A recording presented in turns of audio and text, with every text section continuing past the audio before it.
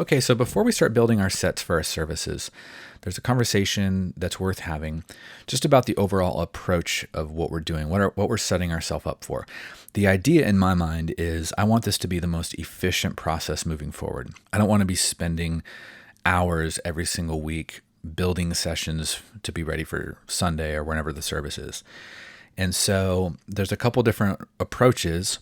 There's one way of doing it where you have a master session that has all of your songs, your whole multi-tracks library is all, or at least your active rotation of songs. And it's all in one session, ready to go. You can either run from that session directly. What I used to do was I would make a copy of that master session, delete everything else out that we didn't need for each service, and then you're left with a smaller session that runs more efficiently, and you're not having to build from scratch every week. That worked well for quite a while, but the larger our tracks library got, the larger that master session became. It starts to become really laggy, very slow and sluggish. It's really hard to work in, whether it's adding new songs or just getting things chopped out. Everything takes longer the larger your session gets.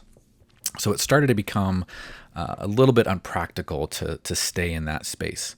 And so I needed a process that was quick, that was efficient, that I wasn't having to completely build my session from scratch every week, but I could no longer use a master session as the solution. So where I landed was actually the same concept that we were approaching our TouchOSC song files, where we're creating a library of label files. We're having to create it one time, and then from there we can copy and paste into our TouchOSC control template. So we're going to approach with the same mindset with tracks. We're going to start creating a library of individual song sessions where every song is built out. All the stems that we need are there ready to go. And then from week to week, we can simply copy that and then paste it into our session template to build out for Sunday. And in the next video, we're actually going to do that. We're going to build a full session together so you can kind of see what that looks like.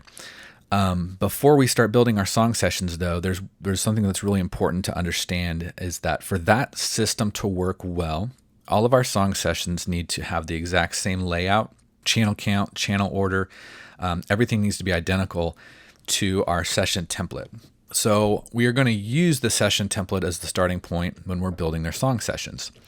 So with that in mind, we're going to take a quick second and go through how to maybe make a few tweaks to this template that work for your scenario. There's no one size fits all.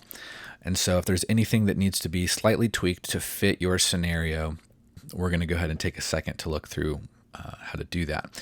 The first thing that comes to mind for me is your outputs. The session comes split out with click going through output 1, guide going to output 2. Your main, like your keys group going out outputs 3 and 4 with your guitars. The perk and drum elements going out output 5 and 6, and any aux elements going out 7 and 8. And again, we have this headphone work bus that's going out stereo 1 and 2. And this has to remain output 1 and 2 because that's what our speakers or headphones are going to use when we're disconnected from our audio interface, which is the purpose of this bus. So what we're going to do is we're going to open up our Ableton settings or preferences. And in the audio tab here, I'm going to create, this is just a virtual output card, but we're going to use it to kind of emulate an actual hardware interface. So if you're using something that has a lot of outputs to it, we can kind of create a custom configuration here that would mimic an actual hardware device. So commonly, here's what I do is I enable outputs 1 and 2. Something that's kind of unique for Ableton that I like is you can activate mono outputs separate from stereo outputs. And that's going to come into play in a big way here in a minute. So this would be a configuration that I would commonly use. Outputs 1, and you can actually name them too, which is helpful because it'll show up in your channel outputs. This first window is for 1, the second one is for guide. And then here, we can name tracks, perk out, and then I do BGVs. You can call it aux out. And so with those enabled, we see all of our outputs come alive here. So if you don't need to split out that many different ways, say you're only running click guide and stereo tracks, so you only need to use 1 and 2 for click guide and then 3 and 4. That's great, as long as it's activated like that. Then you can come over here and just change the outputs of the perk and aux to be 3, 4. So you can change these outputs to whatever they need to be to match your setup. One thing I did want to look at, though, is I've had a lot of people kind of wonder why I use outputs 1 and 2 for click and guide. Because in a lot of scenarios, this is what people do. I'm just going to take the names out for right now. A lot of cases, outputs 1 and 2 is used as your main tracks outputs. All of the audio is going out there.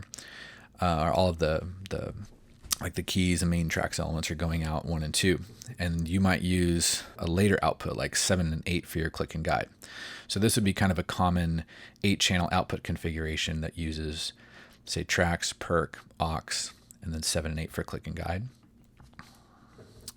So let's kind of switch that here to match what that would be. 1, 2, 3, 4, 5, 6. Okay. This is also something I did for a very long time. And one thing you'll notice, though, that when I did that, notice our headphone bus is also active, going out 1 and 2. And remember, I can't change this because whenever I disconnect from my interface and go back to my speakers, I need this to stay active on 1 and 2. There's no other option for that. So if we switch back to our interface, the scenario here means that if I don't remember to turn this bus off when I show up and I plug into my interface, if I accidentally leave that on, everything, including click, guide, every single group is all being sent to this bus, which means that I'm sending click and guide to my front of house engineer. I'm sending it everywhere. I'm doubling up on these extra splits that are going out 3, 4, 5, and 6. They are also going to 1 and 2. So I'm going to get an exceptionally loud level going out 1 and 2 that also includes click and guide. This is bad news. We want to avoid this at all costs.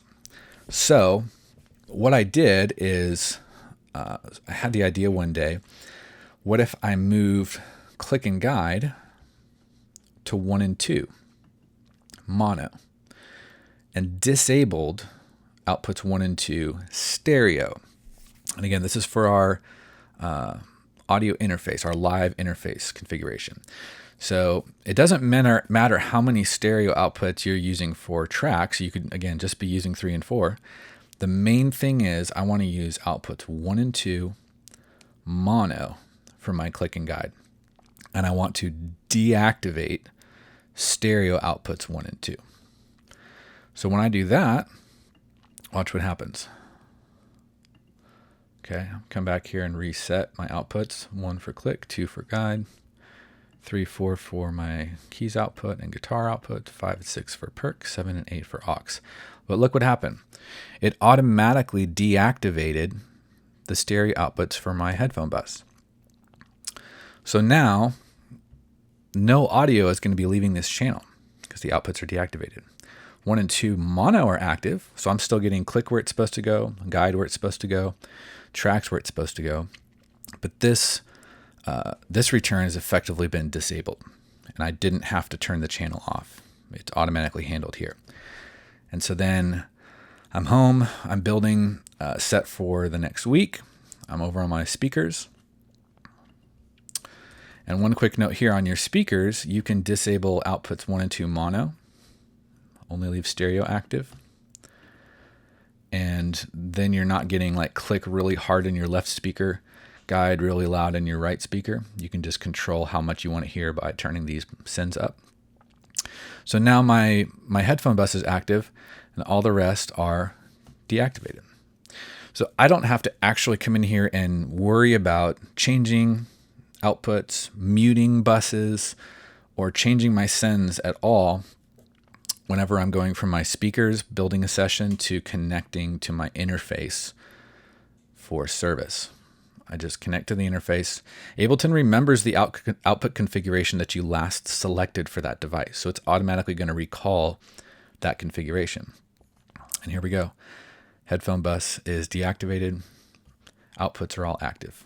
Highly recommend at least keeping click and guide in outputs 1 and 2 as mono outputs, and starting your tracks outputs on 3 and 4. And again, whatever you need to do, whatever your situation is here, if you just need stereo, if you're only splitting out 2 stereo tracks, you can activate and deactivate however many of these that you want, and just make sure you come in here and select the appropriate output. So that's a look at setting your outputs, customizing it for your situation. The other thing is, if you need to kind of customize, let's say you go, man, we are never going to be running guitar stems. We just don't need this group. It's just going to sit there unused. Then great, delete it, take it out. Let's say maybe you need an additional bus for something. We've had conversations with our front of house engineer about possibly splitting out like synth bass elements. Then great, you can actually select a group. Command D is going to duplicate it, and then you can Command R rename and call this bass. Maybe give it a slightly darker color, and then you can come in here and just rename the tracks.